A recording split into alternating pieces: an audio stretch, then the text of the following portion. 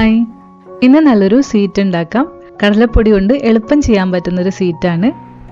ആദ്യം ഒരു പാനിലേക്ക് നമുക്ക് 1/4 കപ്പ് നെയ്യ് ചേർത്ത് കൊടുക്കാം. ഈ നെയ്യ് ചൂടാകുമ്പോൾ 1 കപ്പ് കടലപ്പൊടി ഇതിലേക്ക് ചേർത്തിട്ട് റോസ്റ്റ് ചെയ്യണം. കടലപ്പൊടിയുടെ കൂടെ 2 സ്പൂൺ റവ ചേർക്കുന്നുണ്ട്. ഇത് നിർബന്ധമല്ല, ഓപ്ഷനിലാണ്. നല്ലൊരു ടെക്സ്ചറിന് വേണ്ടിയിട്ട് ചേർക്കുന്നതാണ്. 1 കപ്പിൽ കുത്തി നിറച്ചിട്ട് എടുക്കരുത്. 1 സ്പൂൺ കൊണ്ട് കപ്പിലേക്ക് ഇട്ടിട്ട് അളവെടുക്കണം. ചെറിയ തീയിൽ ഒരു 10 മിനിറ്റ് വരെ ഇത് വറുക്കാം. ഇതിൻ്റെ പച്ച ടേസ്റ്റ് മാറിയിട്ട് മൂത്ത് വരും. ആദ്യം കടലപ്പൊടിയൊക്കെ നെയ്യിൽ പിടിച്ചിട്ട് ഒന്ന് തിക്കാവും.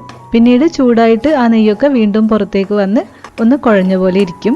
ഒരല്പം നെയ്യും കൂടെ ഇതിൽ എക്സ്ട്രാ ചേർക്കുന്നുണ്ട്. നിർത്താതെ ഇളക്കി കൊടുക്കണം. റോസ്റ്റായിട്ട് നല്ലൊരു ഗോൾഡൻ കളർ വരും. കുറച്ചുകൂടെ ടേസ്റ്റിന് നിങ്ങൾക്ക് വേണമെങ്കിൽ ഇതിൽ പാൽപ്പൊടി ചേർക്കാം. ഒരു 2-3 സ്പൂൺ പാൽപ്പൊടി ഈ സമയത്ത് ചേർത്താൽ മതി. ഫ്ലേവറിനായിട്ട് 1/4 ടീസ്പൂൺ ഏലക്കാപ്പൊടി കൂടെ ചേർത്തിട്ട് മിക്സ് ചെയ്യാം. അപ്പോൾ നമുക്കിനി ഇതിൻ്റെ ഫ്ലെയിം ഓഫ് ചെയ്യാം കേട്ടോ. പാത്രത്തിൻ്റെ ചൂടിൽ തന്നെ നിന്നാൽ മതി. ഇതിലേക്ക് പഞ്ചസാര സിറപ്പ് വേണം. കടലപ്പൊടി വറുക്കുമ്പോൾ തന്നെ അടുത്ത അടുപ്പിൽ ഷുഗർ സിറപ്പ് ഉണ്ടാക്കാം. ഇത് പെട്ടെന്ന് റെഡിയാവും. 1/2 കപ്പ് പഞ്ചസാരയിലേക്ക് 1/4 കപ്പ് വെള്ളം ചേർത്തിട്ട് നന്നായിട്ട് തിളപ്പിച്ചെടുക്കാം. പഞ്ചസാര മുഴുവൻ അലിഞ്ഞിട്ട് കുറുകി വരണം.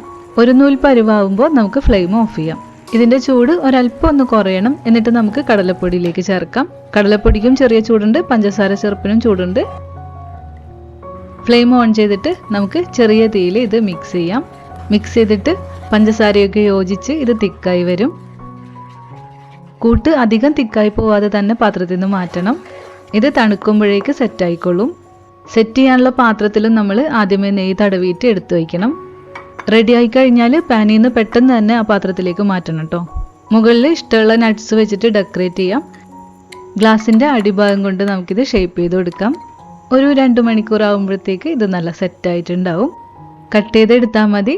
നല്ല ടേസ്റ്റി ആയിട്ടുള്ള കടലമാവ് കൊണ്ടുള്ള ബർഫി ഇവിടെ റെഡി ആയിട്ടുണ്ട്. കുറച്ച് ചേരുവ കൊണ്ട് നമുക്ക് എളുപ്പം ഉണ്ടാക്കാം. അപ്പോൾ വീട്ടിൽ ട്രൈ ചെയ്ത് നോക്കണം.